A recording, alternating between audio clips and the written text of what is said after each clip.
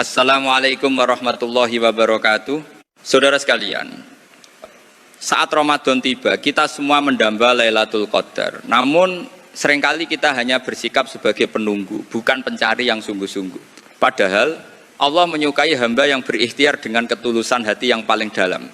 Lailatul Qadar adalah ibarat seorang tamu agung.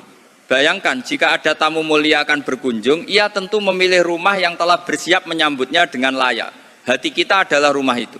Maka sucikanlah hati agar sang tamu mulia berkenan hadir dan menetap membawa keberkahan.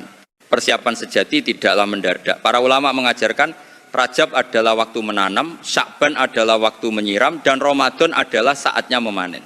Tanpa proses menanam dan menyiram yang konsisten, mustahil kita mengharap panen yang melimpah. Segala sesuatu membutuhkan proses. Di bulan Rajab kita mulai menanam niat. Mulailah dengan langkah kecil namun istiqomah.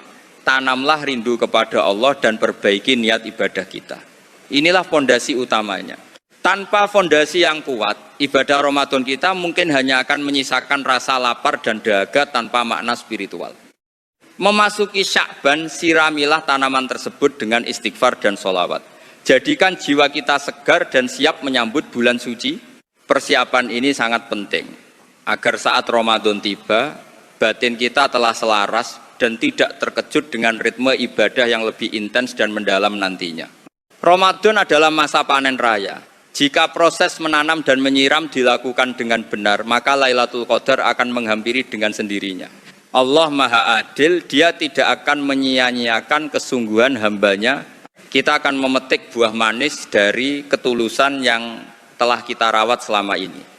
Tradisi syukuran di malam-malam ganjil bertujuan menjaga konsistensi ibadah kita.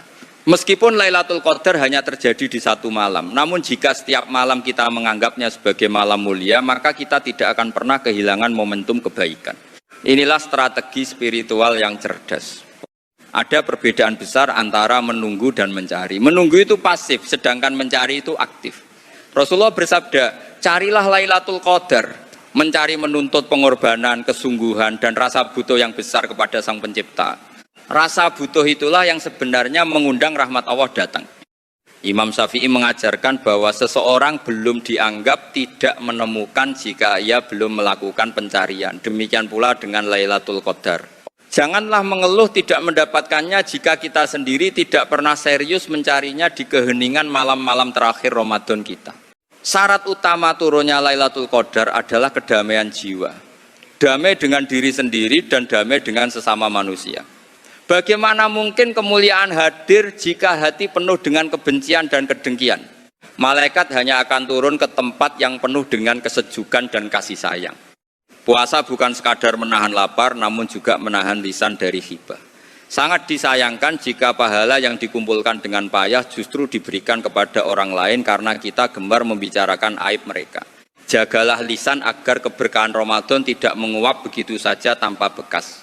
Pernah dikisahkan, Nabi menegur wanita yang berpuasa namun tetap menggunjing.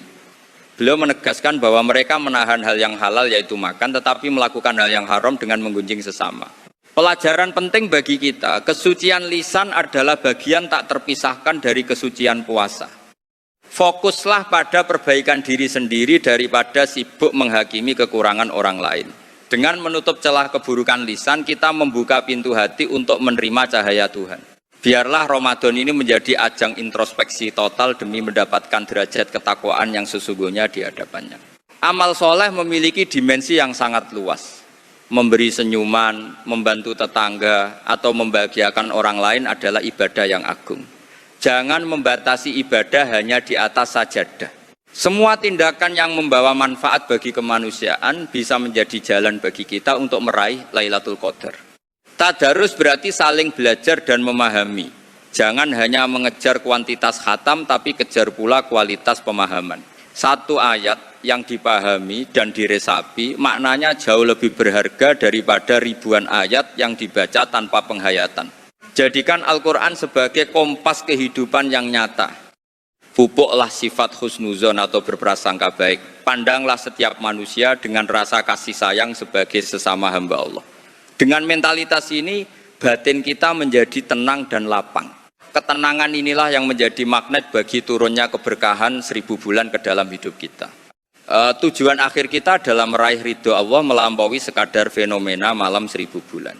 Jika Allah telah ridho, maka kedamaian abadi akan menetap di dalam hati terlepas dari apapun tanda alam yang terlihat. Lailatul Qadar adalah tentang kedekatan hubungan antara hamba dengan penciptanya. Jadilah hamba yang selalu merindukan kebaikan.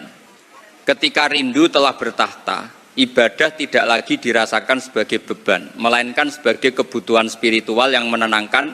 Di titik itulah setiap desah napas dan langkah kita akan bernilai ibadah yang sangat tinggi di mata Allah Subhanahu wa Ta'ala.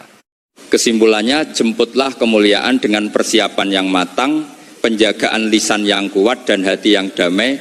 Semoga Ramadan tahun ini membawa kita pada perubahan nyata dan cahaya Lailatul Qadar menerangi jalan hidup kita selamanya. Mari kita optimalkan hari-hari terakhir ini dengan amal terbaik. Semoga Allah menerima seluruh amal ibadah kita dan mempertemukan kita dengan malam mulia tersebut. Mohon maaf atas segala kekhilafan kata. Sampai jumpa di ruang ilmu selanjutnya. Tetaplah dalam kebaikan dan ketaatan. Wassalamualaikum warahmatullahi wabarakatuh.